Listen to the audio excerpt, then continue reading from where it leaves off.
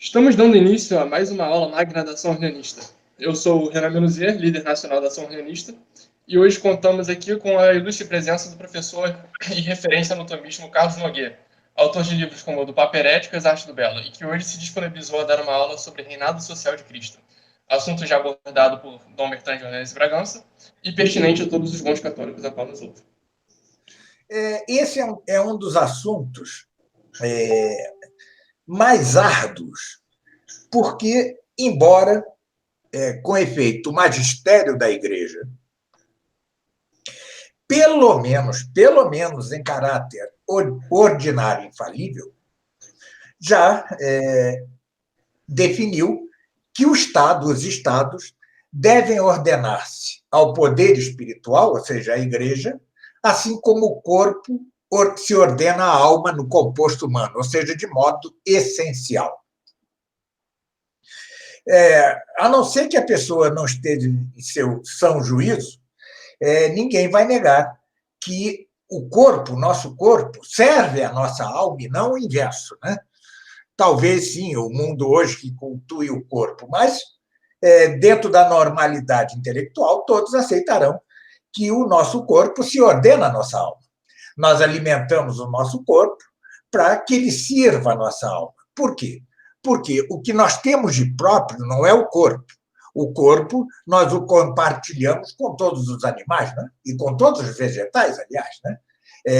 O que nós temos de próprio é uma alma intelectiva, né? Isso que é propriamente humano em nós, uma alma racional. Bom, quando o magistério já falou diversas vezes, às vezes usando comparações muito simples e às vezes usando esta mesma analogia que eu acabei de fazer. Inocêncio III, por exemplo, dizia que a Igreja está para o Sol, assim como os estados ou nações estão para a Lua, né? Cujo brilho depende do Sol, né?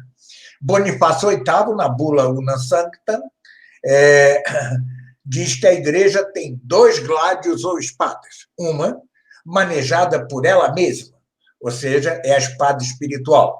A outra manejada pelo poder temporal, mas sob a tolerância e império do poder espiritual.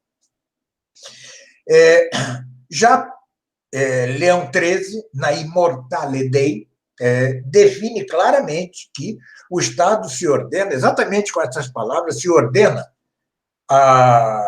ao poder espiritual, ou seja, à Igreja, assim como o corpo se ordena à alma no composto humano. Vem depois Pio X, e inspirado no cardeal Pio de Poitiers, tem por lema de seu pontificado instaurar tudo em Cristo, ou restaurar tudo em Cristo, como se prefira. E por fim, isso eu só estou dando os marcos principais, há muitos outros, né? Tá? Ao longo dos tempos, desde os primeiros séculos. E vem Pio XI e emite aquilo que se pode considerar a carta magna da cristandade, ou seja, a encíclica Quas Primas, segundo a qual Cristo é rei não só das nações cristãs, mas de todas as nações, com poder executivo, legislativo e judiciário. Tá certo? E conclui Pio XI, no juízo final, Cristo aplicará a mais terrível vingança àqueles que o tiverem afastado da vida pública. Ou seja, é impossível não ver, eu só citei alguns casos, né? Há muitos outros, é impossível não ver que a doutrina da Igreja, de modo infalível, pelo menos ordinariamente, tá certo? Ao modo infalível ordinário, há discussão se é extraordinário ou não, mas como quer que seja, é infalível por repetição de atos, no mínimo, é impossível não ver que ela coincide perfeitamente com o que diz Santo Tomás de Aquino em seu livro De Regno, ou seja, do reino, né? É um livro que eu traduzi, foi publicado como Do Reino e Outros Escritos, pela editora Armada e Resistência Cultural. Vale a pena ler, uma obra-prima. E ali ele diz exatamente isto. Faz a analogia não imprópria, própria. Analogia imprópria é quando você usa uma metáfora, tá certo? Então, imprópria não é pejorativo, não é pejorativa. As escrituras estão cheias de metáforas impróprias, quando, por exemplo, falam do braço de Deus. Deus não tem braço, né? O braço quer dizer aí a virtude operativa de Deus. Quando as escrituras falam da ira de Deus, Deus não tem ira. Este é o nome metafórico para a sua justiça. Bom, então, as metáforas usadas por Inocêncio III, Sol e Lua, por Bonifácio VIII, os dois gládios ou espadas, são analogias de proporcionalidade imprópria, ou seja, metafórica. Mas já no caso de Leão XIII, de Pio XI, não. São analogias propríssimas, né? Bem, então é impossível não ver que coincidem o magistério infalível da Igreja, ainda que seja o modo ordinário, e a doutrina que é própria de Santo Tomás e que um pouco toscamente, um pouco mais brutalmente, é repetida por Egídio Romano, né? Depois na polêmica sobre os dois poderes. Bem, claro que isto não é próprio de Santo Tomás entre os doutores. Já o dissera, já o haviam dito de algum modo vários doutores, como, por exemplo, Santo Agostinho. Depois o repetiriam vários outros doutores, como Santo Afonso Maria de Ligório, né? Mas o fato é que, isso eu vou entrar daqui a pouco, na história da Igreja e pela apostasia das nações, com o fim da cristandade, até os próprios tomistas passaram a negar essa doutrina essencial. A doutrina da ordenação essencial do Estado e da Igreja é a mesma doutrina da realeza de Cristo. É a mesma coisa. São nomes distintos, tá? Para a mesma coisa. Bem, antes de mais nada, digamos que já Adão foi o primeiro pontífice da história humana. Tá? Claro, em potência, porque só tinha a Eva para mandar, mas ele, antes do pecado, ele foi o primeiro pontífice. E nele se reuniam, naquele estado de justiça original, no Jardim do Éden, se reunia o poder temporal e o espiritual. Por quê? Porque em Adão se ordenava perfeitamente o corpo, a sua alma, e as potências inferiores de sua alma, as potências superiores, ou seja, as potências irascível e concupiscível, as potências volitiva e intelectiva. Exatamente pela perfeição de Adão é que ele podia encerrar em si os dois poderes. Ele foi o primeiro pontífice rei da história. Mas, com a queda, já vemos separar-se esses dois poderes entre si. Primeiro, com o episódio de Caim e Abel. Né? Caim mata Abel e funda a primeira cidade humana, a primeira polis, né? E já a funda satanicamente. Por quê? Porque, conquanto ele e seus descendentes, Jubal, Tubal-Caim, etc., tenham descoberto coisas boas, como a arte da música, como outras artes humanas, o fato é que o fazem de modo não ordenado a Deus. Caim é o fundador do primeiro Estado laico. Tá certo? Ele é o fundador do primeiro Estado laico.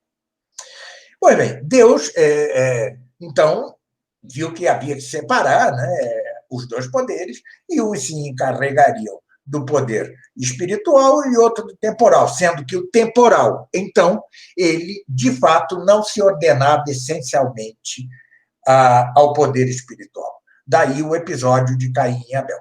Bom, o pecado dos homens se acumulou a tal ponto que veio o dilúvio, né? E é, entre os 3 filhos de Noé, 2 se destacam, né? Sem e Jafé. De Cã descenderiam as sociedades mais degradadas, né? Ele recebe uma maldição de Noé. Ao passo que de Sem, 1000 anos depois, surgiria Abraão, né? Abraão, o descendente de 1000 anos depois de Sem. E de Jafé descenderia também, cerca de 1000 anos depois, os jônios. Os jônios que foram aqueles que descobriram ou redescobriram a filosofia, né? Eles é que os gregos aprenderam a pensar. E, por isso, fundaram a filosofia. Bem, isso, claro, com graças de Deus, no desenho da providência divina. Mas o fato é que os estados anteriores a Cristo ou não se ordenavam absolutamente a Deus, mas propriamente ao demônio, como é o caso da cidade de Enoque, fundada por Caim, ou, ainda que ordenando-se formalmente ao demônio, tinham algo materialmente ordenado a Deus, né? Vê-se isso, por exemplo, no Código de Hammurabi, em que se contemplam partes da lei natural. Vê-se isso em algumas polis gregas. Vê-se isso, de algum modo, ainda que muito deformadamente, em Alexandre Magno, né? O rei macedônico que conquistou boa parte do mundo, e ainda mais deformadamente ainda entre os romanos. Ou seja, algumas polis, como a do romano Roma, estavam formalmente ordenados ao demônio, mas materialmente Deus se valeu delas em ordem à vinda de Cristo. Por outro lado, o povo judeu mantinha o poder espiritual, tá certo? Era ele o depositário da fé, tá certo? Que depois se enriqueceria com a vinda de Cristo. Postas assim as coisas, vem Cristo, né? E seus primeiros discípulos, durante séculos, são alvo de martírio por parte dos romanos, né? É muito difícil não pensar que Cristo, depois de ressurreto, a partir de Emaús, não tivesse dito aos seus discípulos imediatos, ou seja, os apóstolos, né, que um dia Roma não propriamente se cristianizasse, eu não sei se ele chegou a dizer isso aos apóstolos, mas um dia Roma iria, ao menos, defender a religião cristã, a igreja fundada por ele mesmo. O fato é que, vê-se pelos escritos de Pedro e de Paulo, que eles eram dóceis ao Império Romano.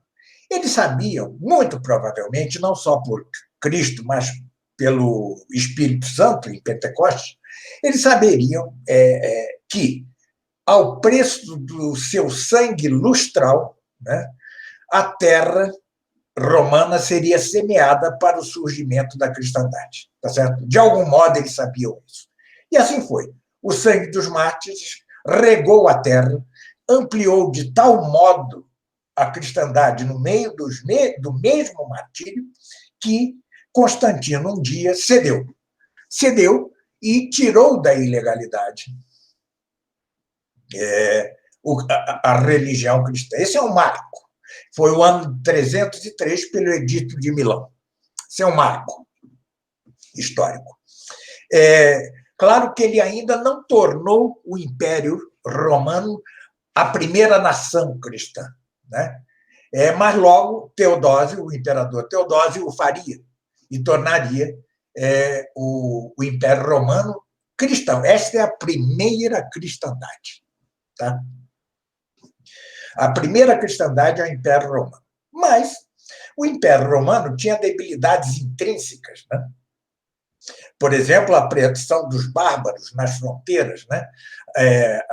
A migração bárbara para dentro das fronteiras romanas, um pouco ao modo como hoje se dá com os islâmicos na Europa, né? Tá certo? Um pouco a este modo. E o resultado não poderia deixar de ser esse, né? Os bárbaros derrubaram o Império Romano. Mas isso não acabou com a cristandade, ao contrário. Como já o percebera perfeitamente Santo Agostinho, em vez de chorarmos a queda do Império Romano, vamos evangelizar esses bárbaros que os derrubaram.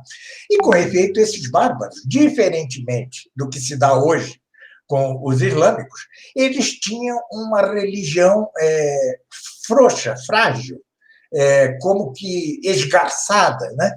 E estavam como que abertos, como os próprios romanos, aliás, a um como Messias, né? A salvação, ou seja, eles estavam abertos à pregação da igreja. E a pregação da igreja constitui, então, no meio de mortes, de invasões, constitui, então, a chamada segunda cristandade, que pode ser entendida, porém, como a mesma cristandade romana desdobrada, que é a chamada Idade Média, tá certo? A Idade Média. Claro que a Idade Média só atingirá seu ápice nos séculos XII e XIII, mas o fato é que, então, todas as nações do que se considerava a cristandade, não é só que elas apoiassem a igreja, não é só que elas defendessem a igreja, era mais que isso. As nações, então, eram membros da igreja a título de pessoa moral, certo? Eram membros da igreja. Não se idealize a Idade Média, não se mitifique a Idade Média, achando que ela foi uma espécie de Eldorado, né? Foi, em certo sentido, foi a Idade de Ouro da cristandade, onde melhor se ordenou o poder temporal ao espiritual. Mas como diz o padre Álvaro Calderón, né? Como o casamento, o matrimônio, né? A mulher deve ordenar-se essencialmente ao homem no casamento. Mas já viu algum casamento que se dá perfeitamente? É muito difícil, né? É muito difícil. Sempre há atrito entre a mulher e o homem, entre a natureza e a graça, né? Sempre há atrito, sempre há conflito entre o corpo e a alma, dizia São Paulo, esses membros que não me obedecem, né? Tá certo? Ou seja, é isto. Foi época de conflitos, até porque estes bárbaros cristianizados continuavam, de certo modo, bárbaros, né? Com costumes bárbaros, como o ordalho. O ordalho era o seguinte: você me acusava de roubo e eu dizia, não roubei. Então, me jogavam dentro de uma fogueira. Se eu saísse ileso, eu era inocente. Se não saísse ileso, eu era culpado. Isso é bárbaro. A igreja sempre combateu as justas, aqueles torneios cujo fim, em geral, era conquistar a mulher do outro, tá certo? Quase sempre havia implicado adultério nisso, além de ser um duelo, e o duelo não é permitido pela igreja, a igreja sempre combateu esses hábitos, só vai permitir o torneio, as justas, no século XVI, quando não passava já de um esporte, né? Como o futebol, por exemplo. Então, tudo isso foi muito difícil, mas, ainda assim, pode dizer-se que boa parte daqueles cidadãos do medievo se salvou. Se salvou. Por quê? Porque, ou bem ou mal, com todos os problemas, as leis dos reinos, que eram, repita-se, membros da igreja, parte da igreja, a título de pessoa moral, as leis como que amarravam o demônio, tá certo? Eram leis que favoreciam a salvação e não a condenação, né? E isso foi fundamental para que boa parte, não sei, o padre Álvaro Calderón fala em a maioria, eu prefiro dizer boa parte, tá certo? Os próprios santos eram muito pessimistas quanto à quantidade dos salvos, mesmo entre os cristãos. Então, diga-se que boa parte, uma parte considerável dos cristãos ali se salvaram, né? Se salvaram graças a isto que é conhecido como a cristandade medieval, suas leis, né? Que, na verdade, era um conjunto de que a igreja era a cabeça. Né? Era a cabeça. Bem, isto, se podemos, se me permite um salto, está expresso no Apocalipse de São João. É o chamado milênio, os 1000 anos. Os 1000 anos de paz anunciados, profetizados por São João. Veja, eu volto ao assunto que em 303 tira Constantino o cristianismo da ilegalidade. Em 1303, o Papa Bonifácio VIII é ofendido, preso e morre na prisão pela ambição do rei Filipe o Belo. É a primeira revolta vitoriosa do poder temporal contra o espiritual. E, ou seja, são 1000 anos. E isso também, no Apocalipse de São João, é expresso pela imagem do dragão que foi ferido gravemente, tá certo? Mas depois de um tempo, ou seja, depois de 1000 anos, sara e volta a ser perfeitamente o príncipe deste mundo. Né? Não que, na Idade Média, o demônio tenha deixado de ser o príncipe deste mundo, mas ele, de certa forma, estava amarrado, ligado, atado pela legislação cristã, da cristandade, das nações cristãs. Sucede, porém, que no século XIII, como profetizado por São João, o século XIII é o ápice da cristandade, pois no final do século XIII, início do XIV, cai, a cristandade acaba. Né? Acaba mesmo. Né? O que vem depois dela é residual até chegarmos ao estado atual, em que praticamente não há nação cristã, né? A apostasia geral das nações. Isso foi resultado de dupla vício, digamos assim. Primeiro, a ganância, a usura da burguesia, tá certo? A burguesia já não aceitava a proibição da usura, né? A imposição do preço justo, tudo que vinha da igreja. Então, ela tinha de se livrar destas travas, estas travas dadas pela igreja à sua ambição de lucro, de ganho. Né? Por outro lado, a ambição política. Foi o caso, como eu disse, de Filipe o Belo.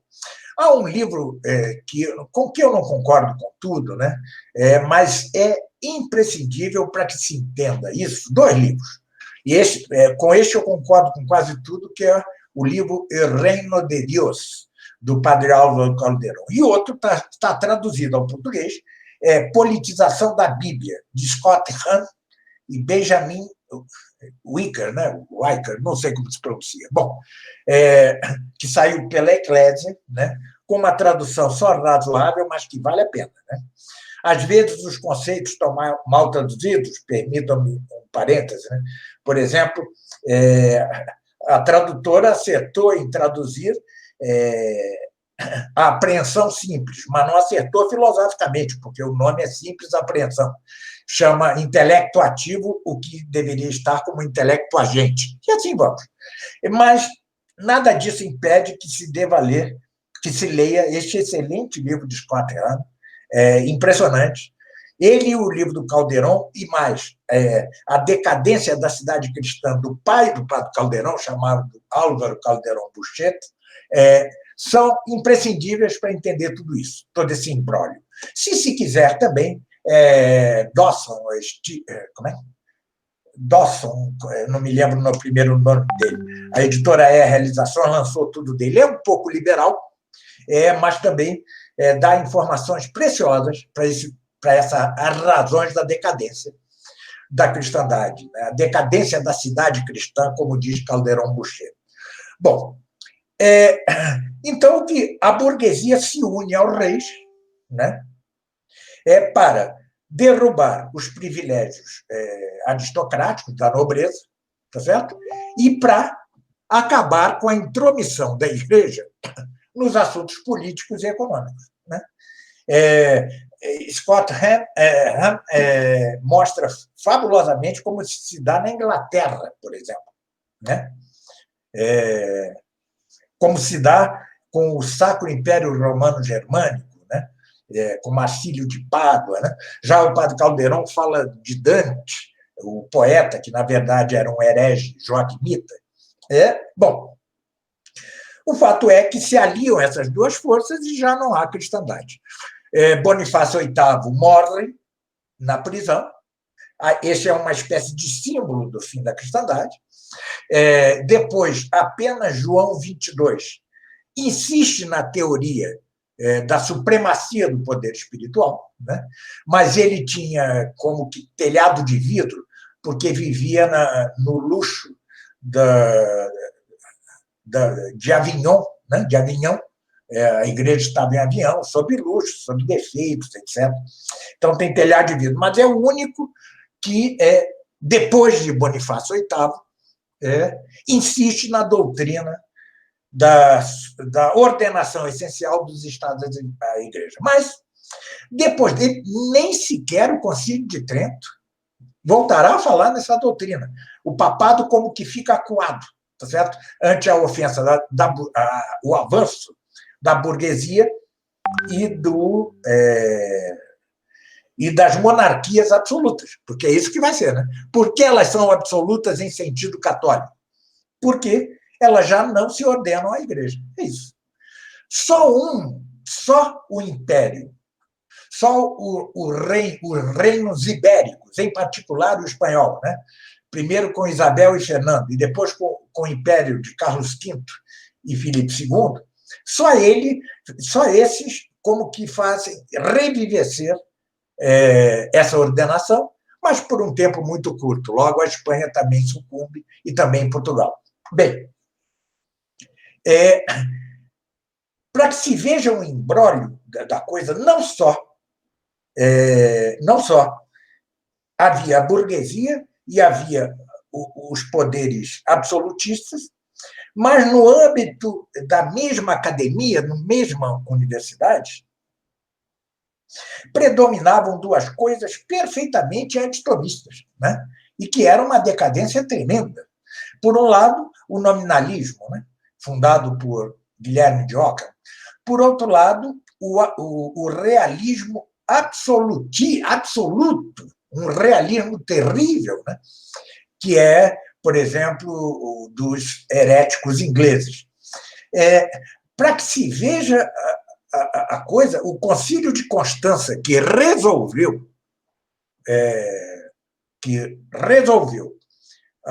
o grande cisma do Ocidente, né? Foi liderado por nominalistas, né? Por nominalistas, tá certo? Como Gerson. Né? Foram eles que condenaram o realismo extremado dos ingleses, né? Ou de Marcílio de Pádua, ou coisa assim. Foram eles que condenaram, e justamente, né, com justeza, do Hus, lá na Boêmia, né? John Hus, né? Não sei como é que João Hus, não sei como se pronuncia. Então, você veja, eles condenaram esses, mas esses poderiam ter condenado aqueles, porque ambos tinham uma doutrina errada quanto à ordenação do Estado da Igreja. Essa era a situação da coisa. E esse predomínio nominalista na academia e na Igreja mesmo acabou por influir até sobre os tomistas. Né? Dentro do âmbito da terceira cristandade, ou Christianitas Minor, que é esta hispânica, né? Germano-hispânica, de Carlos V, né? O tomista principal é Francisco Vitória. Né? Um instantinho. Estou numa live, depois eu ligo. Desculpa. Vitória era tomista só muito entre aspas, porque ele, na verdade, ele era nominalista e sua e sua posição quanto à relação entre o Estado e a Igreja é da pior possível. Isso vai influenciar toda uma geração de tomistas. De tal modo que, desde Egídio Romano, ou seja, pouco depois da morte de Santo Tomás, no início do século XIV, desde ele até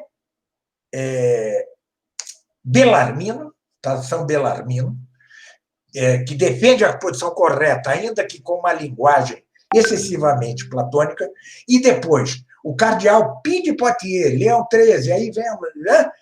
Ou seja, há um silêncio ou uma deformação dessa doutrina que, no entanto, repito, é infalível ao modo, pelo menos, de magistério ordinário da Igreja. Né? É a época da apostasia das nações. Cumpre-se, assim, um dos primeiros sinais dados por Cristo da proximidade do fim dos tempos. Veja, quando Cristo ou a Escritura diz a proximidade estará próximo do fim dos tempos, isso não quer dizer que seja amanhã, né? Tá certo? Isso pode ser daqui a 1000 anos, etc. Ou seja, o que ele quer indicar com os dois sinais é que se cumpriram as pré-condições para o fim dos tempos, tá certo? Então, o primeiro é essa apostasia geral das nações, que começa no início do século XIV, tá certo? Começa no início do século XIV, em 1303, com a prisão e morte de Bonifácio VIII, e continua até nossos dias, tá certo? Essa é a apostasia geral das nações. No tomismo, mesmo no tomismo, nós temos a aberração de Jacques Maritain com o seu humanismo integral, tá certo? Que é uma deformação absoluta da doutrina do magistério da Igreja e de Santo Tomás. Né? Mesmo antiliberais, como o cardeal Biot, na verdade, liberal na política, por incrível que pareça. Né? O cardeal Ottaviani, que foi o encarregado de fazer o esquema preparatório para o Concílio Vaticano II sobre as relações entre o Estado e a Igreja, mostra-se ali, como diz o padre Caldeirão, um muro com brechas, tá certo? Ou seja, ele já não era um muro capaz de conter a avalanche da descristianização, da desentronização de Cristo, não só no mundo, mas no âmbito da Igreja. Coisa que se dá exatamente no Concílio Vaticano II. Onde se dá o destronamento de Cristo dentro da Igreja. Na sociedade já tinha havido, mas dentro da Igreja. E é isso que parece, veja o termo que eu uso, parece ser a segundo sinal dado por Cristo para a proximidade do fim. Ou seja, a abominação da desolação instalada no lugar santo. Tá certo? Santo Tomás, ao comentar essa passagem em seu comentário, a segunda epístola aos Tessalonicenses, diz que havia, então, 3 hipóteses quanto à abominação da desolação instalada no lugar santo. A primeira seria que um judeu nascido da tribo de Dan se sentaria no trono do Templo de Jerusalém reconstruído. Ele afasta essa hipótese como improbabilíssima. E dá 2 outras. A primeira, de Santo Agostinho, que dizia que o anticristo ergueria uma contra-igreja que em tudo se pareceria com a igreja, mas não seria a igreja. E a terceira possibilidade, que parece a que tem a maior simpatia de Santo Tomás, é a que muitos na igreja abririam os braços para o anticristo. O que bate com várias passagens do Apocalipse, por exemplo, o sol que se escurece, a estrela que cai. Já Santo Agostinho dizia que a estrela que cai no Apocalipse é a queda da fé dos bispos da Igreja Católica no fim dos tempos. Né? O sol que se escurece parece que é o escurecimento da doutrina de Cristo no âmbito da própria Igreja. Hoje, porém, exatamente porque o tomismo é altamente marginal, o tomismo hoje só tem espaço marginalmente, mas muito marginalmente, é que podemos restituir esta doutrina à sua pureza. É por isso que podemos também revalorizar a encíclica de Pio XI com as primas, que a maioria dos católicos, já impregnados de mais ou menos de liberalismo, entendeu como uma encíclica meramente de instituição de uma festa litúrgica. Claro que ela também era isso, mas era muito mais que isso. Foi instituída a festa litúrgica porque ele se fundava na doutrina infalível, repito, por magistério ordinário, ao menos, de que as nações devem ordenar-se à igreja, assim como o corpo se ordena à alma, no composto humano, assim como a razão se ordena à fé, tá certo? Assim como a natureza se ordena à graça. São ordenações essenciais e todas estas analogias são propriíssimas. Então, cabe sempre a pergunta: o mundo voltará a cristianizar-se? Não se sabe, né? Esse é um dos maiores segredos de Cristo para conosco, né? Quando ele diz que não sabemos a data do fim, não podemos saber, que esse é um segredo do Pai e dele também, claro, isto quer dizer que a coisa está muito bem escondida, né?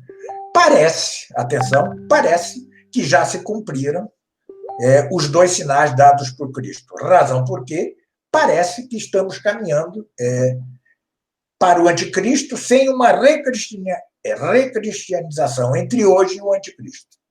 E depois do anticristo? Depois do anticristo, são variadíssimas as opiniões, desde heréticas até as opiniões de mais bom senso, né? Há, antes de tudo, a passagem de São Paulo em Romanos 11, 12, segundo a qual, como haveria a conversão em massa dos judeus, né, depois da morte do anticristo, supõe-se, isto faria com que os gentios, ou seja, nós, os cristãos, cuja fé se havia entibiado, voltará a seu antigo fervor, né? E diz São Paulo, nessa passagem de Romanos, se a queda dos judeus fez tanto bem aos gentios, a nós, né? Porque permitiu o surgimento da igreja, quanto mais bem não fará sua conversão. Essas são palavras de São Paulo, tá certo? Então, a partir disso, há 3 opiniões. Uma herética, que é o milênio em que a igreja já não reinaria, senão que o Espírito Santo ou Cristo mesmo reinaria. É o milenarismo condenado pela igreja, tanto o milenarismo joaquimita, de Joaquim de Fiore, de que era discípulo Dante, e de que eram discípulos várias heresias, né? Até a heresia mais moderna, chamada milenarismo mitigado. Cristo governaria na Terra por 1000 anos com os eleitos, tá certo? Isso é herético, não pode ser aceito. A Igreja condenou. A condenação desta última, do milenarismo mitigado, foi feita pelo Santo Ofício Pio XII, em 1946, tá certo? Com a seguinte definição: o sistema do milenarismo mitigado não pode ser ensinado sem perigo, tá certo? Ou seja, com isso ele proíbe o ensino, a difusão e a defesa. Mas há opiniões que são muito variadas, muito discrepantes entre si, e que, no entanto, não são heréticas de modo algum, né? Que diz que vai haver um longo tempo de brilho da igreja, né? Tá certo? A igreja, e que isso coincidiria, por exemplo, com o triunfo do Imaculado Coração de Maria, né? Dito em Fátima, né? Enfim, meu Imaculado Coração triunfará. E há vários matizes, até aquela que diz, de acordo com, por exemplo, Santo Antônio Maria Claret, ou com São Vicente Ferrer, né? Depois da morte do anticristo, é uma questão de pouquíssimo tempo a vinda de Cristo da parousia. Então, não haveria recristianização da Terra, razão porque pôde dizer Cristo que, quando voltar, encontrarei fé sobre a Terra, né? É preciso conciliar isso, esta é a minha opinião, hein? É preciso conciliar isto com a passagem de São Paulo em Romanos 11, 12. É o que farei no meu comentário ao Apocalipse, tá certo? Mas Seja como for, não há nada de errado em dizer vai haver... Os 1000 anos não foram aqueles de Constantino a Bonifácio VIII.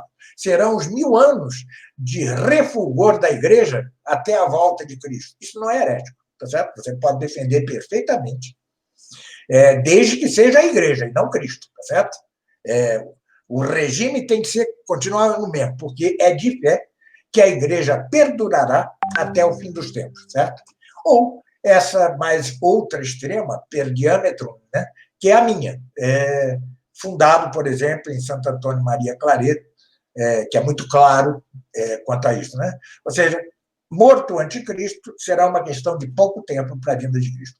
Mas isso são hipóteses, é um segredo guardadíssimo de Deus, e dizia Santo Agostinho com um insight maravilhoso: não devemos dar prazos, datas, né? Por exemplo, dizer com certeza que amanhã é o fim dos tempos, ou que o fim dos tempos será daqui a 3.000 anos. Você pode discutir isso como hipótese, mas por quê? Sobretudo erra mais aquele que diz que o fim dos tempos é agora, tá certo? É amanhã. Por quê? Porque o fiel que acreditar nisso vai ter sua fé abalada se isto não acontecer. Então, é um perigo imenso dizer, como alguns fazem, guardem mantimentos, porque haverá 3 dias de trevas e tal. Ou seja, isso é um perigo imenso, imenso, imenso. Então, é preciso ter cautela, prudência teológica, a prudência da fé, né, quanto a este assunto. Mas o fato é este: a situação atual é resultante daquele movimento inicial contra a cristandade, que foi a da burguesia e dos reis ambiciosos, tá certo? O que nós estamos vivendo hoje é consequência daquilo.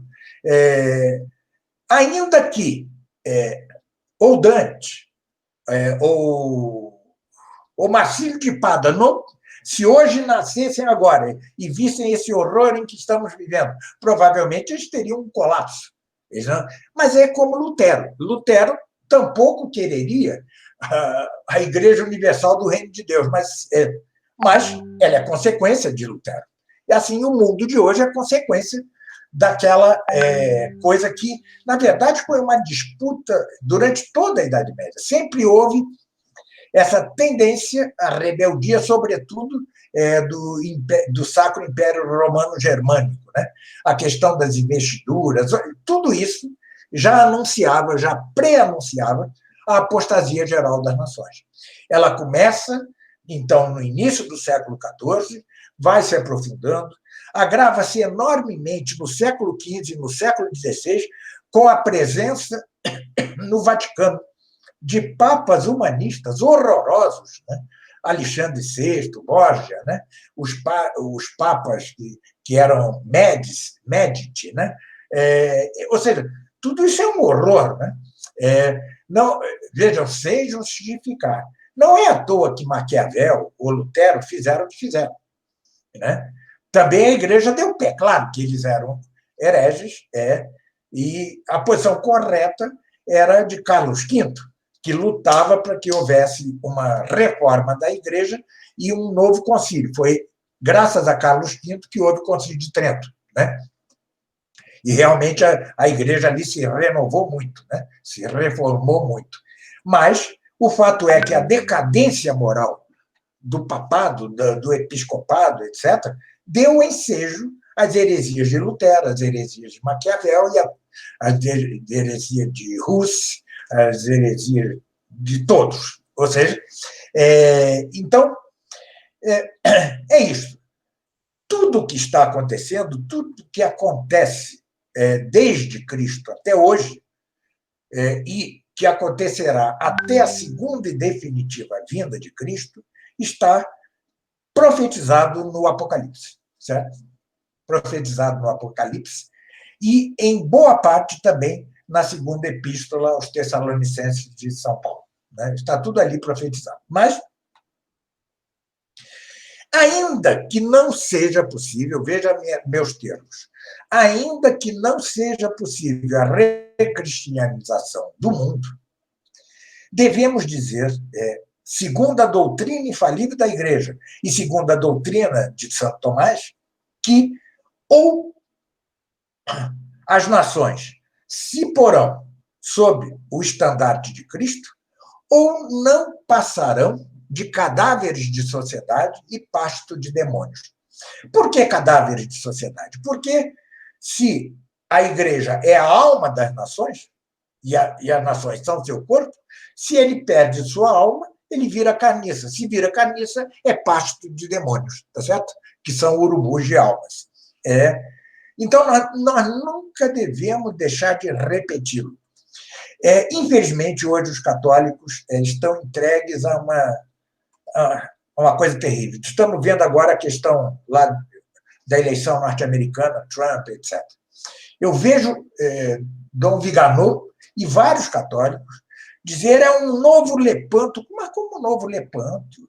E Lepanto estava se defendendo a igreja e a cristandade.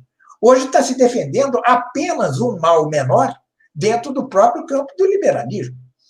O que se deve dizer é o seguinte: vamos votar em Trump.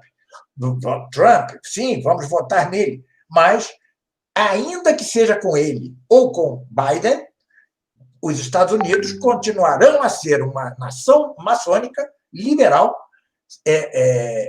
cadáver de sociedade e pasto de demônios. Né? Se nós perdemos o princípio, nós deixamos de ser católicos, nós nos tornamos liberais. E, com efeito, o catolicismo nos Estados Unidos sempre teve um viés americanista muito forte. Né? O padre Calderon, brincando, diz assim: o ecumenismo foi a grande tentação dos alemães, enquanto o liberalismo foi a grande tentação da nação francesa. Nos Estados Unidos, nem liberalismo, nada disso, liberalismo e ecumenismo, são tentações, mas propriedades naturais. Claro, os Estados Unidos já nasceu como nação maçônica, né, liberal. Claro que os fundadores dos Estados Unidos eram maçons, etc., mas tinham mais bom senso que os revolucionários americanos, né? De modo que os Estados Unidos, a coisa foi menos traumática, mas o fato é que continua a ser um Estado maçônico, que continua a ser um cadáver de sociedade, que continua a ser pasto do demônio, mesmo com Trump. Trump, veja, nunca deixou de ser liberal política e economicamente, e mesmo moralmente. Ele jamais atacou o divórcio, por exemplo, que é uma das causas da ruína do mundo atual. Né? Antes de surgir ideologia de gênero, veio o divórcio. O divórcio foi a bomba relógio que acabou com a família. Claro que a Revolução Inglesa e a Francesa já haviam acabado um pouco com a família, sobretudo pelo fim das corporações de ofício, né? Pela lei Le Chapelet, na França. Né? Isso fez com que a mulher e as crianças entrassem nas indústrias, né? Tá certo? Deixassem de viver em seu lar, e isso foi a ruína da família. Mas depois, a grande bomba relógio foi o divórcio. Ora, Trump jamais se opôs ao divórcio, ao contrário, ele é divorciado várias vezes e tal. Bem, então, não podemos confundir aquilo que Santo Tomás chamava, dizia Santo Tomás na Suma Teológica, às vezes precisamos induzir o mal para alcançar o bem. E ele dá, por analogia, quando nós temos de cortar a mão gangrenada, tá? Isso é um mal, cortar uma mão, para salvar o corpo. Isso é um bem, tá certo? O restante do corpo. Assim também, nas eleições, num mundo apóstata, nos vemos obrigados a fazer o que dizia São Pio X, aos católicos italianos: votem no candidato menos indigno, tá certo? Ou seja, é justíssimo votar em Trump, mas não é justo, não é católico, é herético afirmar que o que está acontecendo hoje nos Estados Unidos é uma nova Lepanto. Isso é um absurdo. Isso não tem nada que ver. Trump definitivamente não João de Áustria, definitivamente não é João de Áustria, e o que se defende definitivamente não é a igreja, mas uma nação maçônica menos revolucionária do que com Biden, mas ainda assim revolucionária. Há três revoluções. A primeira é a liberal. A Revolução Liberal quis matar a Cristo. Depois vem a Revolução Comunista, que quis matar a Deus. E hoje, o que Biden representa é a Revolução Marcusiana, que quer matar a natureza humana, com a ideologia de gênero, etc. E tal. Trump está na primeira revolução, a Revolução Liberal. O marcusianismo é um misto de comunismo e liberalismo. Leva às últimas consequências do liberalismo, tá? E adota forma de luta comunista. Né? Bem, é isso. O papel nosso é, até o último suspiro, repetir a doutrina da realeza de Cristo. Né? Até o último suspiro. Não importa, como sempre se disse, né? Como escreve Shakespeare em seu Henrique V, né? Henrique V, né? Henrique V ganha dos franceses com muito menos homens que os franceses e diz: não atribuamos a vitória a nós, tá certo? A vitória é de Deus, né? O mesmo que diz a canção Não Nobis Domine, né? Não a nós, Senhor, mas só a teu nome dá glória. Ou seja, o que Deus quer de nós é o combate. Ele não quer a vitória. A vitória é dele. Se ele quiser dar a vitória, ele vai dar. Se ele não quiser, não dá. Sempre segundo um desígnio altamente bondoso e altamente sábio. Tá certo? Nós é que não alcançamos, às vezes, quase nunca, nós podemos entender exatamente o que Deus quer. Mas o fato é este. Combatamos, combatamos, combatamos, resistamos, repitamos, ainda que o mundo aparentemente não possa recristianizar-se, como eu creio. Mas outros creem que pode. Não importa. Essa é uma discussão altamente louvável, opinável. Né? Bem, dizia o cardeal Pie de Poitiers, devemos lutar com esperança contra a esperança mesma.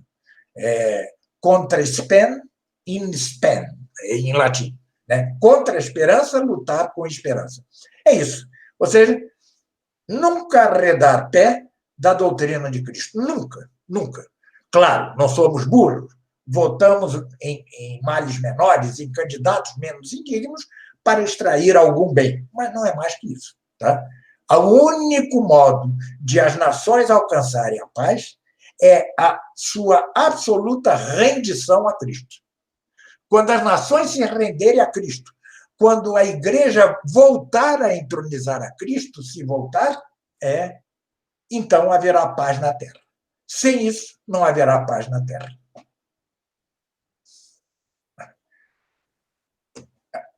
Estou aberto às suas perguntas. Não, no caso, eu não haveria nenhuma pergunta. Não. Não. Mas o senhor quer encerrar a aula? Ou seja, é isso. Eu dei aqui, em suma, o que escrevo em meus livros, né? No livro, não estou fazendo propaganda de livro, não, mas para quem quiser uma coisa, no meu livro, este último meu, Estudos Tomistas, opúsculo 2, há dois opúsculos importantes sobre isso. Um é Da Realeza de Cristo, o outro é Corte e Costura Humanista, ao final do qual eu faço um longo comentário sobre a questão da Suma Teológica de Santo Tomás, sobre se o homem pode ter mais de um fim último. Né? E não podemos. Né? O nosso fim último é Deus, através de Cristo. Cristo é o caminho. Né? E, se Deus quiser, em janeiro, meu livro, até então mais ambicioso, será o comentário ao Apocalipse, com um longo apêndice da história e sua ordem a Deus. Né? Tudo isso que eu disse aqui vai estender-se por, sei lá, 800 páginas, não sei, vai ser um livro gordo, né? Onde já estou velho, não sei quanto tempo vou viver, estou doente, etc. Será a última coisa que eu direi sobre isto a respeito do que explanei aqui, e de forma muito mais profunda. Insisto em que o Apocalipse de São João é uma profecia que já se realizou grandemente, né? Os modernistas têm a tendência a achar que as profecias nunca se realizaram, vão realizar-se no futuro. Não, mas já se realizou. Muita coisa já se realizou, assim como já se realizou a visão de Daniel e a profecia de Daniel. E assim como já se realizou a profecia de Ezequiel. Ou seja, nós estamos vendo aqui o cumprimento da profecia de São João, ao longo de toda a história, né? A história, ao contrário do que querem os não católicos ou os católicos modernistas, a finalidade da história é transcendente, é Deus mesmo. Tá certo?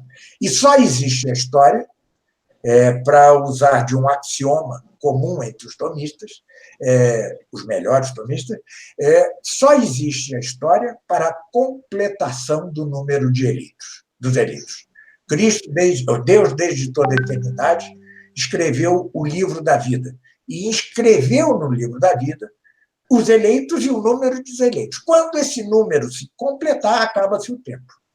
Acaba-se o tempo, Cristo virá, julgará os vivos e os mortos, haverá a ressurreição dos corpos e a criação de novos céus e de novas terras. No meu livro, o comentário ao Apocalipse, eu vou ousar falar um pouco de como creio que seja, um pouquinho só, porque é o que o ouvido nunca ouviu, o olho nunca viu, o que a inteligência humana jamais cogitou, que é a beatitude eterna, né? Mas vou falar um pouquinho pelas indicações que há, sobretudo, no Apocalipse de São João, né? Então, este é o fim o homem e sua história. O que é a história humana? Pede-se o que é a sociedade humana. Se nós analisarmos a sociedade humana, nós vamos dizer ela deve ordenar-se à igreja. Mas veja que esse é um quadro estático, não é um quadro. Agora, desse movimento a esse quadro, como se fosse um filme, temos a história, né? A história é a sociedade em movimento, tá certo? E não analisada estaticamente. Ora, se o fim da sociedade é Deus, o fim da história só pode ser Deus. Qualquer outro fim que se lhe der, seja fim imanente, né? Seja o progresso eterno, a democracia perfeita, a sociedade sem classe do marxismo, a sociedade onde as paixões são livres, segundo a Revolução Marcusiana, tudo isto é absolutamente inverdade e vai contra Deus mesmo, né? Deus e a completação do número dos eleitos de Deus é o fim da história humana, né? A história humana terminará o dia que esse número se cumprir e a Jerusalém Celeste final, então, esteja conformada para que os eleitos conheçam a Deus por essência, e é isso a beatitude eterna, né? E Deus seja louvado perfeitamente, amado perfeitamente, por toda a eternidade, por todo sempre, graças a esse conhecimento perfeito. Aqueles que não tiverem querido aderir a Deus, a sua doutrina, a Cristo, a doutrina da realeza de Cristo, a Igreja, serão, como disse o cardeal Pie de Poitiers, condenados, lançados na cloaca das imundícies eternas, né? É este o fim da história humana, em que Deus mostrará em toda a sua exuberância suas duas notas principais. Deus, por um lado, é misericórdia e amor, e isso se expressa na eleição dos eleitos. Por outro lado, é justiça, e isso se expressa na condenação dos réprobos. Condenação eterna e eleição eterna. Eterna no sentido de por todos os séculos dos séculos. Bem, é isso.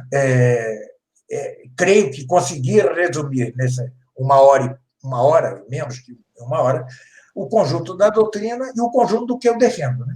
Tá certo?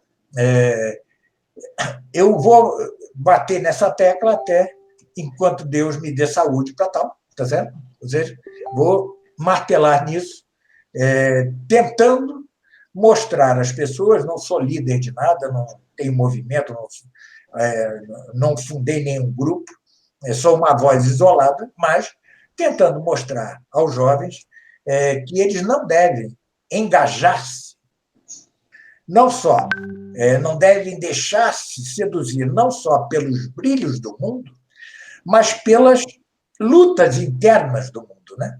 Das lutas intestinas do mundo. Claro, não somos anjos, participamos desse mundo, portanto, devemos votar em Trump, etc., mas sempre reafirmando, com Trump ou com Biden, com Trump e seus pares, ou com Biden e seus pares, ainda que em grau diverso, os Estados Unidos, assim como todo mundo, serão pasto de demônios, porque serão carniça, cadáveres de sociedade.